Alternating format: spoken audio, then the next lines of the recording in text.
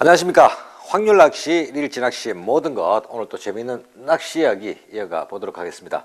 자, 본감성돔 낚시에 들어가 있고요. 지난 시간에 비찌의 채비 기준과 응용, 비찌를 원줄과 바늘끝까지 연결되는 채비를 어떻게 응용하는지에 대해서 이야기를 해줬습니다. 자, 예민한 채비 구성의 개념이라는 이야기를 오늘 이어가게 될 텐데요. 예민한 채비 구성이란 제목을 선택하게 된 이유, 많은 시청자분께서 질문이 있었는데요. 언밸런스한 채비의 준비. 자, 여러분께서 질문을 주셨기 때문에 이 이야기를 이번 시간에 한번 풀어가 보도록 하겠습니다. 자, 언밸런스한 채비라는 것은 말 그대로 물에 뜨는 찌와 수중찌의 부력의 차이를 두고 하는 말이죠. 자, 찌가 1호찌면 뜨는 부력이 1호인데 수중찌가 마이너스 1호라면 가라앉는 부력을 또 1호를 가지고 있단 말이죠. 뜨는 부력 전체를 가라앉는 부력이 잡아주는, 그리고 약간 남아있는 잔존 부력으로서 찌를 보면서 낚시를 할 수 있는, 이게 우리가 생각했던, 그동안 알고 있던 기본이었는데요. 말 그대로 언밸런스하게 찌 부력이 1호라면 찌 부력보다 큰 마이너스 부력을 가진 1.2호나 혹은 그 이상의 찌를 사용하는 그런 채비의 구성입니다. 자, 상식적으로 생각해 볼 때 뜨는 부력이 1호인데 가라앉는 부력을 1호 이상 세팅하게 되면 찌는 무조건 매듭에 방구슬과 찌가 닿고 나면 가라앉는 것 아니냐. 맞죠? 가라앉죠.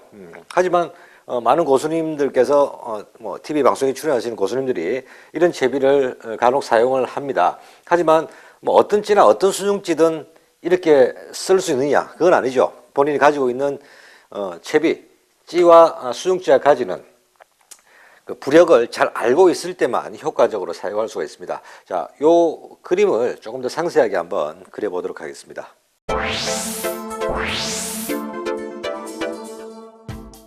자, 그림을 한번 그려볼까요? 자, 찌가 들어갔고요. 수중찌, 그리고 도래, 수중찌, 찌. 자, 일반적인 반유동 채비입니다. 매듭과 방구슬. 자, 1호찌라고 가정을 해보겠습니다. 그리고 수중찌 또한 1호에서 시작하고, 자, 이러한 채비가 반유동 채비의 기본 구성이라고 할 수 있겠는데요.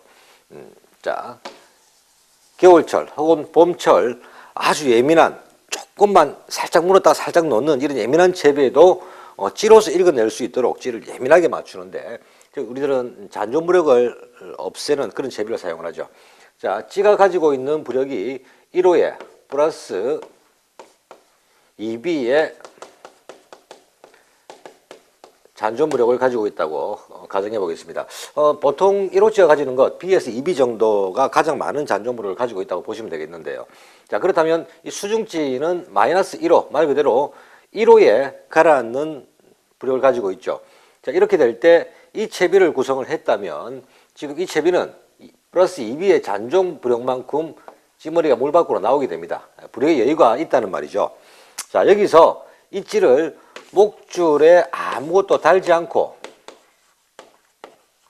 봉도를 달지 않고 잔존 부력을 없애서 찌가 이 수면 아래 살짝, 끝만 살짝 걸릴 정도로 예민한 상태를 유지하기 위해서라면 1호의 2B의 잔존 부력을 가지고 있는 이 정확한 잔존 부력, 부력 표시가 되어 있는 찌라면 1호 수중찌를 1.2호 수중찌로 맞춘다면 이 부력의 차이는 거의 맞아집니다.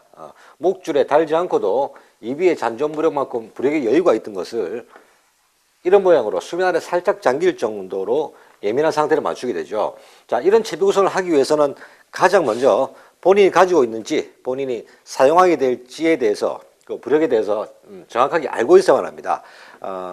제가 강의를 시작할 때 찌의 선택 요령을 이야기하면서 새로 가지게 되는 찌, 새로 구입하는 찌는 잔존무력 표시가 되어 있더라도 집에서 컵에 물을 담아서 거기에 맞는 수중찌와 또 봉도를 하나하나 연결해 가면서 정확한 잔존무력 표시를 해 놓는다면 어떤 필드에서도 이러한 채비 구성을 단번에 만들 수가 있죠. 따라서 본인이 사용하는 찌와 수중찌 그리고 봉돌의 무게를 정확하게 알고 있을 때 현장에서 두 번, 세 번의 채비 준비를 거치지 않고도 이렇게 완벽하게 예민한 채비를 100% 구성을 할 수 있게 되는 겁니다.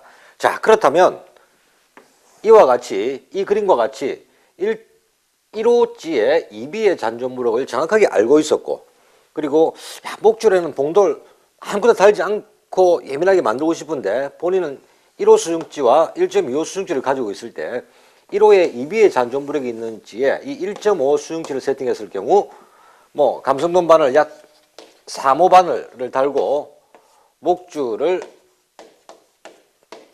1.75를 3, 4m 정도 했을 때 정말로 예민하게 다더라 하는 이 데이터를 갖고 계신다면 이 채비가 바로 이 언밸런스한 채비 뜨는 찌는 1호인데 수중찌는 1.5를 세팅했을 때 잔존무력이 완전히 없어지면서 예민한 상태를 유지하는 봉도를 달지 않고도 예민한 상태를 유지하게 되는 채비인 것이죠. 자, 그렇다면 이러한 채비가 이렇게 예민하게 만들었다면 예민성에서는 단연 그렇지 않은 채비와 밖으로 부력이 많이 남아있는 채비보다는 훨씬 유리한 채비가 확률을 높일 수 있는 채비가 될 수 있지만 자, 이 채비의 단점이 또 있을 수가 있습니다. 어떤 게 있을까요? 자, 이러한 채비의 단점에는 잦은 환경 변화, 자, 조류가 천천히 가던 조류가 갑자기 빨라진다든지 또 잔잔한 바다에 바람이 불게 된다든지 외부 영향을 받게 되면 예민한 채비가 이 상태로 예민하기가 좀 어렵죠. 조류가 조금 빨라지면서 채비를 눌리게 되면 아까는 분명히 떠 있었는데 조금만 서서히 자꾸 잠겨들기 시작하거나 또 원줄이 밀면서도 찌가 잠기는 그런 현상을 나타나게 됩니다. 자, 그런 경우 목줄에 봉도를 달아야만 되는 상황이 올 수가 있는데요. 자, 이런 상황이 온다면 이 채비의 구성은 채비를 잘라내고 다시 채비를 세팅해야 되는 번거로움을 맞게 되죠. 이런 환경 변화에 채비 전체를 다시 수정해야 하는 것이 이런 언밸런스한 채비, 언밸런스에서 예민하게 만든 채비의 가장 단점이라고 할 수가 있겠습니다. 자, 물론 하지만 1호찌의 잔존무력이 2비였는데 1호찌의 3비의 잔존무력을 가지고 있는 찌를 가지고 있다면 또 이야기가 달라지죠.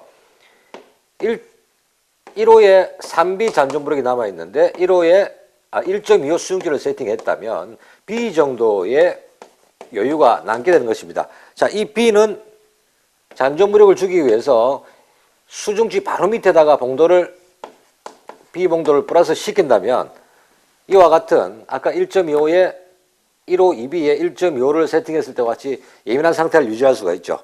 그래서 조류가 빨라지거나 환경이 변할 때 이 봉도를 밑으로 내리거나 아니면 봉도를 한 단계 작은 호수를 채용을 한다면 그 여부력을 활용할 수 있는 것입니다. 자, 이렇게 해서 언밸런스한 채비의 구성 어떻게 활용하는지는 이해가 되셨을 거라고 생각하는데요. 저 개인적인 생각으로는 글쎄요, 중급자 이상의 아주 손이 빠르고 채비 대처 능력이 좋은 분들은 이렇게 사용하는 것이 좀 간결한 채비를 만들 수 있는 이점이 있다고 본다면 초중급의 조사님들께서는 기본에 입각한 채비 아주 중요하게 생각해야 될 것 같습니다. 자, 1호찌를 선택을 했다면 마이너스 수로찌는 같이 1호를 선택을 하고 약 B에서 2B 정도의 잔존무력이 있는 기본 채비를 선택하시고 이 채비를 예민하게 만들기 위해서는 수중찌 마이너스 1호 수중찌 밑에다가 남는 잔존무력 2B를 세팅을 하셔서 수면 아래 찌를 예민하게 만든다. 이 기준만 잡고 계신다면 여기서 밑에 달았던 봉도를 위치를 조정하거나 한두 개를 가감하는 방법으로 예민한 채비의 구성을 마치는 것이 초중급의 낚시인들이 빨리 대처할 수 있는 변하는 환경에 빨리 대처할 수 있는 방법이라고 저는 생각을 합니다. 자, 오늘은 여기까지고요. 다음 시간부터는 주제를 바꿔서 조금 더 재밌는 이야기로 봄을 맞이하도록 하겠습니다. 감사합니다.